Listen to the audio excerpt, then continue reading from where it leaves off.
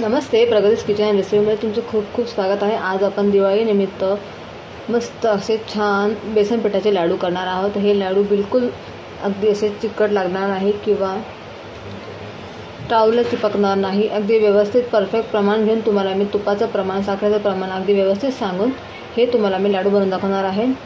आणि हे लाडू अगदी छान बनतात, अगदी मार्केटसारखेच दिसतील आणि चवीला पण अगदी छान लागतील। तर तुम्ही ही कृती पूर्ण बघा, बिलकुल स्किप करू नका आणि पूर्ण मेजरमेंट अगदी योग्य आहे त्याप्रमाणेच तुम्ही हे लाडू बनवा। आता आपण नेक्स्ट प्रोसेस करूया। तर इथे मी 2 कप बेसन पीठ घेतलेलं आहे। हे आपलं घरगुती वापरातलं पीठ असताना बेसन तर ते चालेल किंवा मार्केटचं आणलं तर पण चालेल। तर इथे मी मेजरमेंटचा हा जो कप आहे माझा, 1 कपचा मेजरमेंटचा आपला कप असतो 240 ml चा, त्या कपाने मी 2 कप भरून बेसन पीठ घेतलेलं आहे।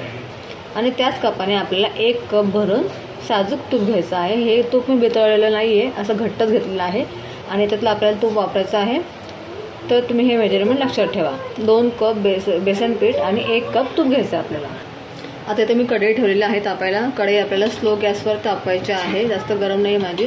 त्या स्टेपला आपल्याला याच्यामध्ये टाकायचं आहे आपलं देशी तूप। आता याच्यातली पूर्ण नाही टाकणार आहे, थोडंसं मी इथे 1-2 चमचे वरून ठेवणार आहे, कारण की आपल्याला जास्त पण तूप नको व्हायला लाडूमध्ये। जास्त तूप झालं ना तर आपले लाडू हे व्यवस्थित वळत नाही आणि त्यांना व्यवस्थित शेप येत नाही। त्याच्यामुळे आपल्याला तूप अगदी जपून घ्यायचं आहे। तर इथे मी 1-2 चमचे तूप काढून घेतलेलं आहे।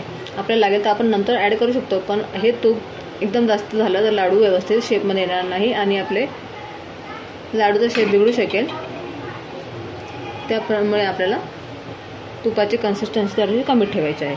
तूप आपल्याला छान असं व्यवस्थित गरम होऊ द्यायचं आहे। गॅसची फ्लेम आपल्याला लोच ठेवायची आहे। आपल्याला ही पूर्ण प्रोसेस बेसन भाजण्याची लो फ्लेमवरतीच करायची आहे। बिलकुल तुम्ही फास्ट गॅसवर करू नका। जेवढं तुम्ही लो फ्लेमवरती बेसन पीठ भाजणार तेवढंच तुमचे लाडू अगदी छान बनतील आणि रवादार मस्त बनतील आणि चवीला पण छान लागतील आणि टावला सुद्धा चिपकणार नाही। आता आपण याच्यामध्ये आपण टाकणार आहे बेसन पीठ, 2 कप आपण जे घेतलेलं आहे ना ते। आता आपण हे आपल्या तुपामध्ये अगदी छान कलर बदलूच तोपर्यंत याला शेकायचं आहे। तुम्ही शेकताना बिलकुल घाई करू नका, अगदी मीडियम फ्लेमवरती आपल्याला याला शेकायचं आहे, एवढं मात्र तुम्ही लक्षात ठेवा। आता तुम्हाला हे पीठ खूप घट्ट वाटत असेल, पण जसं जसं आपला हा बेसन पीठ भाजलं जाईल तसं तसं आपलं याच्यामधून तूप रिलीज व्हायला सुरुवात होईल आणि आपलं बेसन पीठ अगदी छान भाजलेलं आपल्याला दिसून येईल। याला एकसारखं आपल्याला हलवत राहायचं आहे, तेव्हाच आपलं बेसन पीठ व्यवस्थित भाजलं जातं आणि लाडूही अगदी छान बनतील। त्यामुळे याला भाजताना आपल्याला थोडं पेशन्स ठेवायचे आहेत आणि याला एकसारखं भाजत राहायचं आहे अगदी मीडियम फ्लेमवरती। गॅसची फ्लेम तुम्ही बिलकुल हाय करू नका, मीडियम फ्लेमवरती याला भाजत राहा। आपोआप याला तूप सुटत जाईल आणि आपलं बेसन छान भाजलं जाईल। बघा, अशा प्रकारे मी आपलं बेसन छान मस्त व्यवस्थित शेकून घेतलेलं आहे तुपावरती। हे अगदी तुम्हाला हलवताना हलकं लागेल आणि याचा कलरसुद्धा चेंज झालेला तुम्हाला दिसतोय, अगदी मस्त गोल्डन कलर आलेला आहे, म्हणजे आपलं बेसन छान शेकलं गेलेलं आहे तुपामध्ये, हे तुम्ही समजून जायचं आहे। अगदी बघा, आपोआप हे तूप सगळं रिलीज होतं आहे साईडने आणि हाताला शेकताना हलकं लागतं, म्हणजे आपलं बेसन पीठ व्यवस्थित भाजलं गेलेलं आहे। हीच प्रोसेस याच्यामध्ये मेन असते। थोडा वेळ लागतो हिला, तुम्हाला 25 ते 30 मिनिटं लागू शकतात, तुम्ही एकदम स्लो गॅसवरती व्यवस्थित जर भाजलं ना तर, आणि तेव्हा तुमचे लाडूसुद्धा अगदी छान लागतील। ते बिलकुल टावला चिपकणार नाही आणि टेस्टला पण छान लागते। आता आपण ह्या स्टेजला काय करायचं आहे ह्याच्यामध्ये, आता आपले मार्केटसारखे अगदी छान असे लाडू येण्याकरता आणि कलरफुल दिसण्याकरता इथे आपण टाकणार आहोत फूड कलर। तर आपण थोडंसं इथे ना पाणी घेते। इथे मी 3 मोठे चमचे, म्हणजे पोहे खायच्या चमच्याचं ते पाणी घेतलेलं 3 मोठे चमचे। त्याच्यामध्ये आपल्याला फूड कलर टाकायचा आहे, केसर फूड कलर। याच्यामुळे आपल्या लाडूला अगदी मार्केटसारखा छान कलर येईल। हे बघा, असा कलर तयार झाला। जर तुमच्याकडे फूड कलर नसेल तर तुम्ही थोडीशी हळदही टाकू शकता। हळद टाकल्यामुळे तुमच्या लाडूला बिलकुल टेस्ट तुमची बदलणार नाही, अगदी सेम तशी टेस्ट राहील, फक्त एवढंच आहे आपला कलर चेंज होईल। आता आपल्याला हे थोडंसं टाकायचं आहे याच्यामध्ये पाणी आणि आपण याला मिक्स करूया। हे बघा, अगदी छान याला कलर पण आलेला आहे आणि आपलं बेसन पीठ व्यवस्थित छान शेकलं पण गेलेलं आहे। आता आपण हे एका प्लेटमध्ये ट्रान्सफर करूया। आपला इकडे आता व्यवस्थित बेसन भाजलं गेलेलं आहे तुपामध्ये। आता आपण याला एका प्लेटमध्ये ट्रान्सफर करूया। आता आपल्याला पूर्ण आपलं हे जे बॅटर आहे बेसनाचं ते पूर्ण थंड होऊ द्यायचं आहे आणि त्यानंतर आपण याच्यामध्ये साखर मिक्स करणार आहोत. आता याला आपण थंड होऊ देऊया. गरममध्ये तुम्ही साखर मिक्स करू नका, नाही तुमचे लाडू हे बरोबर बनणार नाही आणि त्याला पाणी सुटेल. त्याच्यामुळे पूर्ण थंड होऊ द्या. आपलं एकदम थोडंसं कोमट राहील ना तेव्हा आपल्याला ते साखर मिक्स करायची. आता आपल्याला थोडं थंड होऊ द्यायचं याला. हे बघा इथे पूर्णपणे आपलं बेसन पिठाचं हे बॅटर आपण केलेलं होतं मस्त थंड झालेलं आहे अगदी व्यवस्थित. आता पूर्ण आपण याला असं एकत्र करून घेऊया व्यवस्थित.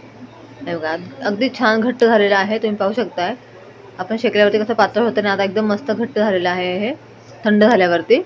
आता आपण याच्यात टाकणार आहोत वेलचीची पूड. इथे मी अर्धा चमचा भरून वेलचीची पूड टाकते. तुम्ही तुमच्या आवडीप्रमाणे इथे काजू बदाम किंवा दुसरे ड्रायफ्रूट तुम्ही टाकू शकतात. आता ज्या कपाने आपण पीठ मधलं होतं त्याच कपाने आपण मेजरमेंटच्या कपाने आपण साखर घेणार आहोत, पिठी साखर. तर त्याच कपाने इथे मी पिठी साखर घेते. तर इथे मी बरोबर 1.5 कप पिठी साखर घेतलेली आहे. आपलं बॅटर हे आपल्याला बेसन पिठाचं पूर्णपणे थंड करून घ्यायचं आहे. म्हणजे अगदी एकदम कोमट, हाताला अगदी कोमट असं लागलं पाहिजे. जास्त गरम पण नाही जास्त कोमट पण नाही, असं आपल्याला कन्सिस्टन्सी पाहिजे. त्याप्रमाणे आपण याच्यामध्ये ही पिठी साखर 1.5 कप मी टाकली आहे. आपण आता ती व्यवस्थित हाताने मिक्स करून घेऊया आणि पूर्ण पिठी साखर आपण त्या आपल्या बॅटरला बेसनाच्या पूर्ण मिक्स करायचे. आपण व्यवस्थित अगदी त्याला मिक्स करून घेऊया हाताने आणि आपण आता याचे लाडू बनवूया. हे बघा किती मस्त व्यवस्थित मिक्स झालेले आहे, तुम्ही पाहू शकताय. आता आपण याचे तुम्ही तुमच्या हव्या त्या आकारामध्ये याचे लाडू बनवू शकतात. छोटे मोठे अगदी कसेही तुम्ही याचे लाडू बनवा. हे बघा अशा प्रकारे अगदी मस्त आपले लाडू आलेले आहे, तुम्ही पाहू शकताय. बिलकुल लाडू आपला पसरत नाही आहे. म्हणजे आपल्या याच्यामध्ये तुपाचं प्रमाण आणि साखरेचं प्रमाण अगदी मेजरमेंट मी तुम्हाला बरोबर सांगितलेलं आहे आणि तुमचा लाडू अगदी असे मस्त गोल गरगरीत तुमचा लाडू होईल. हा तुम्ही पाहू शकता अगदी मस्त आपले लाडू बनलेले आहेत. आणि अशा प्रकारे तुम्ही सगळे लाडू आपण बनवून घेऊया. अगदी बिलकुल हे लाडू तूप जास्त झालं ना तुमचे लाडू अगदी असे खाली बसतील. तर त्याच्यामुळे काय होईल, तुपाचं प्रमाण आणि साखरेचं प्रमाण याच्यामध्ये अगदी बरोबर पाहिजे. तेव्हा तुमचे लाडू अगदी मस्त गोल गरगरीत राहतील आणि ते थंड झाल्यावरती पण असे जास्त राहतील, बिलकुल खाली बसणार नाही. अशा प्रकारे ते मी सगळे लाडू करून घेतलेले आहेत. हे लाडू अगदी मस्त मार्केटसारखेच लागतात. याची टेस्ट पण खूप छान लागते.